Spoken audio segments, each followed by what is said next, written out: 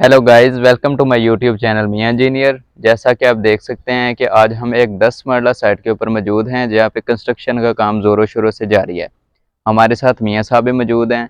तो मियां साहब, मैं आपसे जानना चाहूँगा, समझना चाहूँगा, सीखना चाहूँगा कि जैसा कि आप मेरे अकब में देख सकते हैं कि ईंटें मौजूद हैं। हम मियां साहब से जानना चाहेंगे वो क्या टिप्स एंड ट्रिक्स हैं जिसके ज़रिए हम मौके के ऊपर, साइट के ऊपर चेक कर सकते हैं कि ईंटें जो हैं वो दर्जा अव्वल की हैं या दर्जा दोम की हैं। इसी के साथ मियां साहब मुझे ज़रा गाइड करें, मुझे वो फार्मूला बता दें जिसके ज़रिए मैं कैलकुलेशन कर सकूं कि कितना सरिया इस्तेमाल होगा, कितना सीमेंट इस्तेमाल होगा, और तमाम रिक्वायरमेंट मुझे बता दें जिसके ज़रिए मैं बिना किसी ठेकेदार, बिना किसी कॉन्ट्रैक्टर के झांसे में आया खुद घर बैठ के कैलकुलेशन कर सकूँ कि मेरी इस साइट के ऊपर क्या क्या काम है और कितना कितना मटीरियल रिक्वायर्ड है। तो वेलकम टू द मियां साहब, हमें गाइड करें कि ये किस तरह होगा। रहमान रहीम। जी ज़ुबैर भाई, मैं आज आपको चंद इम्पॉर्टेंट बातें बताऊंगा जो इंजीनियर्स हज़रात को ज़हन नशीन होती हैं। आपने भी ये बातें ज़हन नशीन रखनी है। एंड के ऊपर मैं आपको फार्मूला भी बताऊंगा कि सरिया जो है वो किसी भी बिल्डिंग का, रेजिडेंशियल बिल्डिंग का, कैसे कैलकुलेट किया जाता है सिर्फ एक ज़रब तकसीम करने से।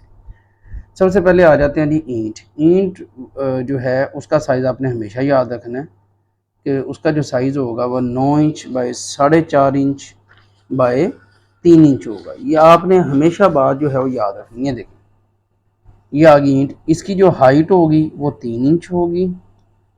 जो उसकी चौड़ाई होगी ये 4.5 इंच होगी। और जो इसकी लंबाई होगी ये वाली ये 9 इंच होगी। ये आपने याद रखना है हमेशा। ये बेसिक एक यूनिट है बिल्डिंग का, तो ये आपको पता होना चाहिए इसकी साइज़ का।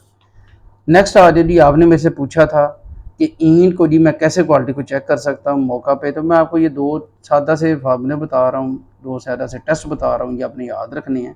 क्लैप टेस्ट है। क्लैप टेस्ट क्या है कि दो ब्रिक्स लोगे आप, उनको आपस में ऐसे टकराओगे। अगर एक सुरीली सा साउंड पैदा हो तो वो दर्जा अव्वल ईंट की निशानी होगी। अगर डल साउंड हो तो दर्जा दोम की निशानी होगी।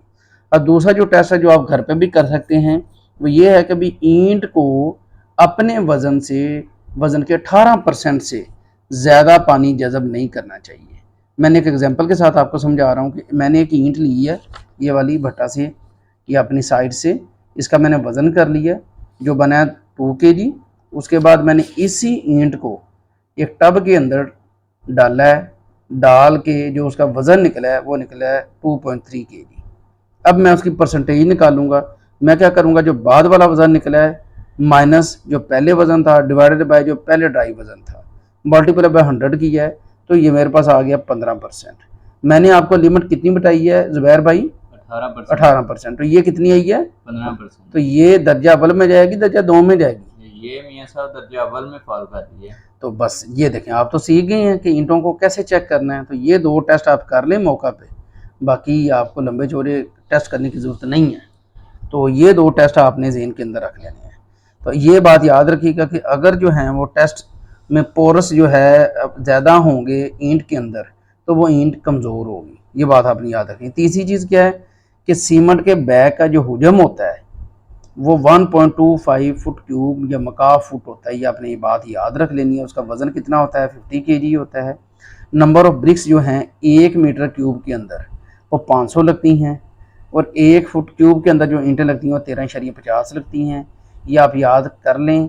आपको ये एस्टिमेशन के अंदर जब आप तखमीना लगाएंगे तो आपको ये दो बातें हेल्प देंगी कि एक जो है वो अपना फुट क्यूब में और 1 मीटर क्यूब में कितनी कितनी ईंटें हैं। फिर आपको मैं बताऊंगा कि ये कैसे ज़रूर तकसीम करके आप कैसे ईंटें निकाल सकते हैं। तो आप इस चीज़ को फिर मैं आपको इसी अपने लेक्चर का हवाला दूंगा, तो ये आपको पता होना चाहिए। अब आ जाए जी, आपने वेट कैसे निकालना है। तो ये वेट का मैंने एक फार्मूला आपको बता दिया हुआ है। ये आपने याद रखना है कि 162 डिवाइडेड बाय जो डाया ऑफ स्टील है उसका स्केयर करके आपने उसको डिवाइड कर देना है। मैंने एक एग्जांपल सॉल्व की हुई है इसी की, जैसे मैंने ब्रिक की एक सॉल्व की थी। ये आपको ज़्यादा समझ आ जाएगी। ये देखें, ये एक 12 mm का मेरी बार थी और मैंने सेम फार्मूला जो बताया है 162 डिवाइडेड बाय डी का स्केयर। तो 162 डिवाइडेड बाय 12 का स्केयर ये आ गया।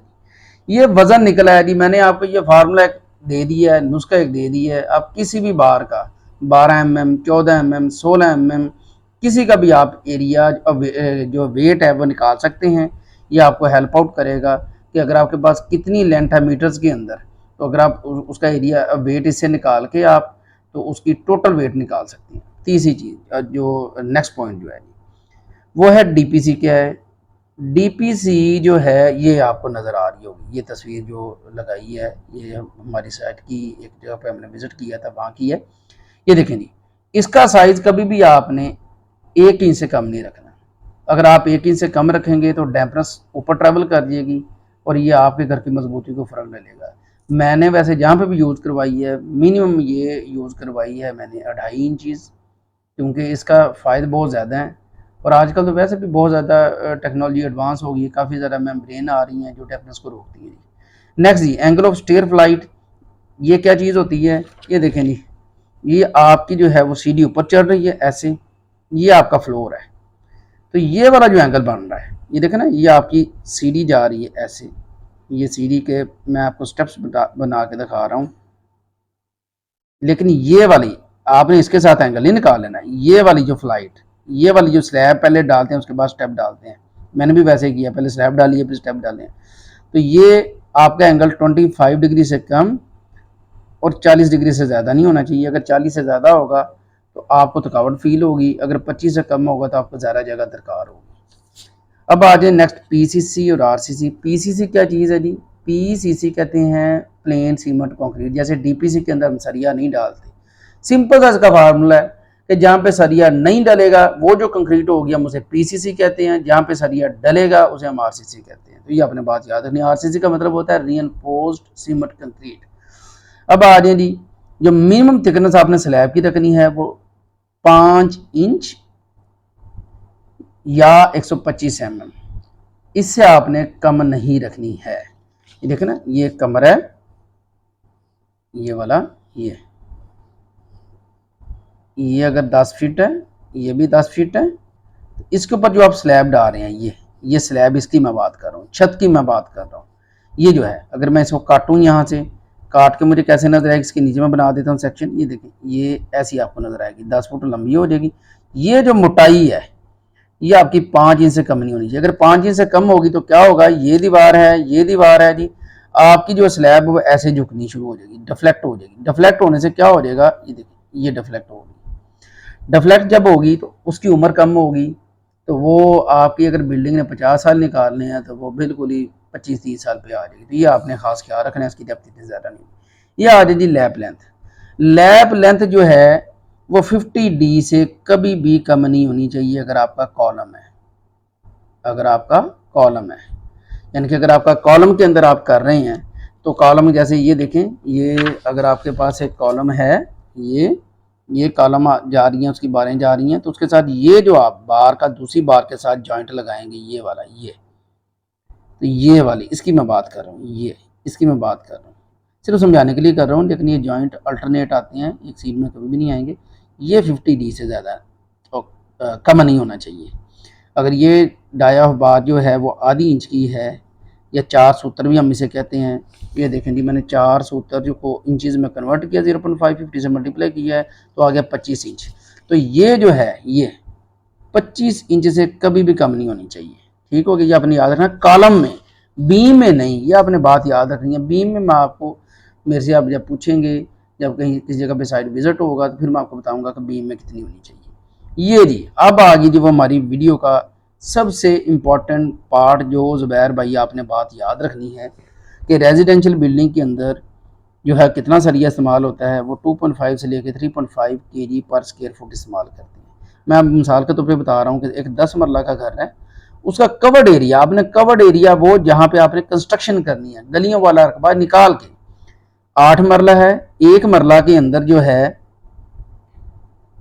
225 फुट स्क्वायर होते हैं। ये फार्मूला मैंने आपको दे दिया है, 8 को 225 से मल्टीप्लाई करेंगे 1800 फुट स्क्वायर आपके पास एरिया निकला है। उसको मैंने ये जो फार्मूला आपको बताया है कि 1 फुट स्क्वायर के अंदर कितना कितना स्टील लग रहा है, 2.5 kg, तो 1800 में कितना लगेगा, 1800 ज़रब 2.5 kg, ये आ जाएगा 4500 kg। ये मिनिमम स्टील है जो है वो आपके घर के अंदर इतना लगना चाहिए। तो मेरा ख्याल है कि ज़ुबैर भाई जो मैंने आज आपको बातें बताई हैं, अब आपको स्टील में, ब्रिक्स में आसानी रहेगी, डीपीसी क्या चीज़ होती है अब आपको आसानी रहेगी। तो आप मुझे बताएं कि आप को सारी बातें मेरी समझ आ गई हैं।